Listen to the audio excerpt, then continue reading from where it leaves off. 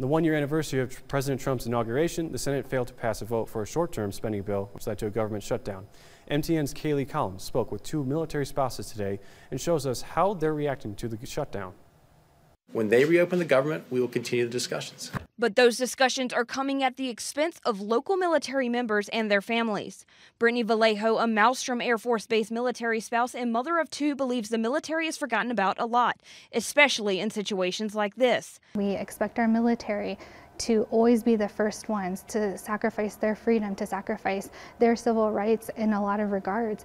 Yet when it comes to paying them or having the well-being of their families at heart, I feel like that's kind of left off the table, and I really want them to see us and hear us. Jennifer Bondarenko's husband works at the Montana Air National Guard. She says this shutdown isn't going to just affect her and those on base, but the entire community. These people are, they spend a lot of money in this town, and with the government shutdown, people aren't making money and people aren't spending money, and it's making a big impact. It just goes right down the line to, grocery stores and gas stations and, and everything else. She says the government needs to clean up their act. People need to stop fighting with each other, and they need to stop acting like a bunch of 6-year-olds. People aren't getting paid. And Vallejo agrees. I don't feel that this is a Republican issue or a Democrat issue. I feel like this is a working together issue. In any other working job, when you're giving a 4-month extension to pass a budget, you're expected to have that figured out.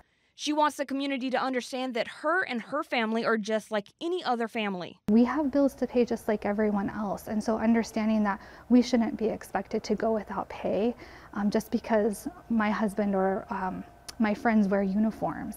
I don't think that that's a fair expectation. Bondarenko says it's all about the government picking the right battles. When it comes to people not getting paid and people not being able to feed their families, you need to maybe back down and say, okay, let's get this taken care of, and then we'll, maybe fight this one later. Vallejo took to Facebook in an open letter to congressional officials. She says the support of the community has been overwhelming. I think it really speaks to our military community and those that support us, and I really hope that our congressional elected officials are taking note of that. In Great Falls, Kaylee Collins, MTN News.